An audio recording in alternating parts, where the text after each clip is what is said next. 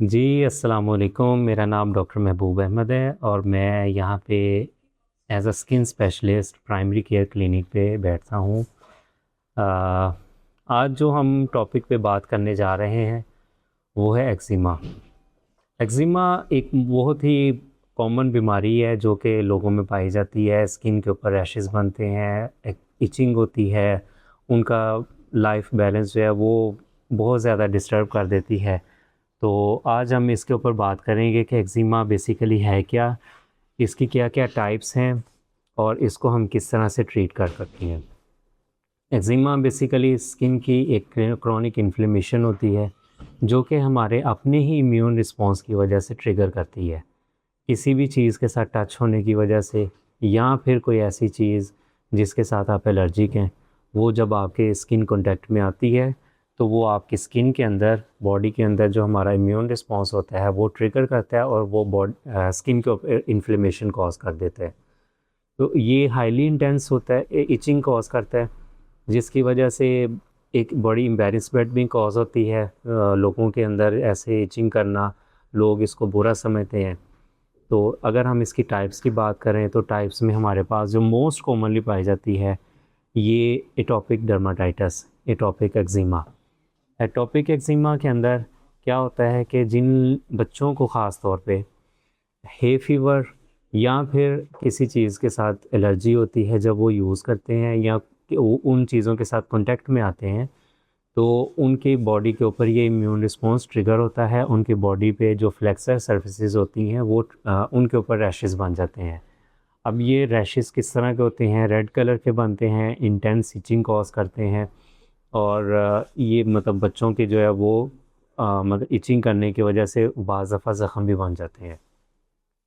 अगर हम इसकी दूसरी टाइप की बात करें, दूसरी टाइप आती है डिसहाइड्रोटिक एक्जिमा। डिसहाइड्रोटिक एक्जिमा वो होता है जो कि अक्सर हाथों के ऊपर जो है वो बन जाता है। हाथों के ऊपर छोटे-छोटे पानी नुमा दाने बनते हैं और उनके ऊपर जब इचिंग करते हैं, इचिंग जब करते हैं तो उसके साथ फिर वो बाज़ दफ़ा इन्फेक्टेड भी हो जाता है। ये हाईली इंटेंस इचिंग कॉज़ करता है, ये भी पैरों पे और हाथों पे। ये अक्सर जो है इस तरह के प्रेजेंटेशन के साथ ये डॉक्टर के पास आते हैं। तो ये एक इसकी दूसरी टाइप है। तीसरी टाइप में अगर हम देखते हैं तो ये सिबोरिक डर्माटाइटिस। सिबोरिक वो मतलब उन एरियाज़ को कहते हैं जो हेयरी एरियाज़ होते हैं, जैसे हमारे बालों, स्कैल्प का एरिया है, ये चिन का बियर्ड एरिया है। मर्दों के अंदर चेस्ट एरिया के अंदर जो है वो सिबोरिक डर्माटाइटिस क्या होता है कि स्केली पैचेस बनते हैं, जो ड्राई पैचेस होते हैं, जिस तरह डैंड्रफ होती है उसको भी हम इसी में कंसिडर करते हैं। तो ये एक चीज़ है कि ये इसको सिबोरिक ग्रेश येलो पैचेस बन जाते हैं बाज़ दफ़ा अगर वो ज़्यादा इन्फेक्टेड हो जाए या ज़्यादा अगर सीबम प्रोड्यूस करे तो इसके इस तरह के पैचेस बन जाते हैं। अगर हम चौथी इसकी कॉज़ की तरफ देखें तो चौथी कॉज़ में आ जाता है न्यूमुलर एक्जिमा। न्यूमुलर एक्जिमा वो होता है जो कि कॉइन शेप्ड लीजन्स बनते हैं। अब इसको बाज़ दफ़ा मोस्टली जो है वो जो आम डॉक्टर्स होते हैं वो इसको टीनिया के साथ जो है वो मिसअंडरस्टैंड कर लेते हैं कि शायद ये कोई फंगल इन्फेक्शन है। लेकिन फंगल इन्फेक्शन को ट्रीट करने में अगर आप उसको एंटी फंगल देंगे तो उसका उसके ऊपर कोई रिज़ल्ट नहीं आएगा। तो इसलिए इसको आपने डॉक्टर से डायग्नोस करवाना है। डायग्नोस करवा के प्रॉपर इसका ट्रीटमेंट जो है वो लेंगे तो इंशाल्लाह ताला फ़ायदा भी होता है।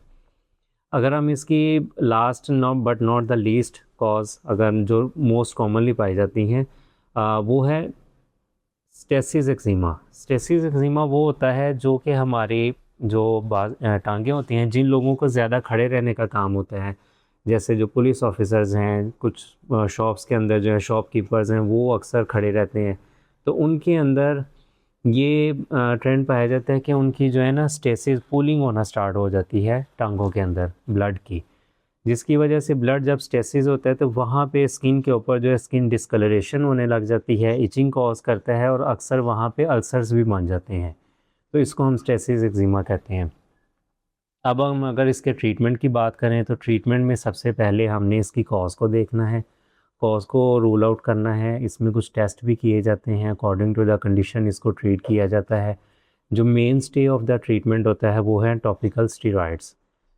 टॉपिकल स्टीरॉयड्स दिए जाते हैं जो कि स्किन की इन्फ्लेमेशन को भी कम करते हैं, आपकी इचिंग को भी कम करते हैं। साथ में हम इसके ओरल एंटीहिस्टामिन देते हैं जो कि सिस्टमिक उसका जो एक लाइफ साइकिल जो बन जाता है उसको भी वो ट्रीट करता है, ओरल एंटीहिस्टामिन इचिंग के लिए।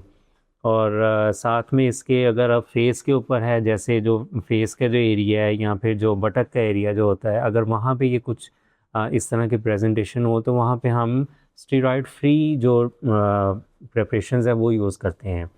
उसके अंदर डिफरेंट ऑप्शंस आ जाती हैं।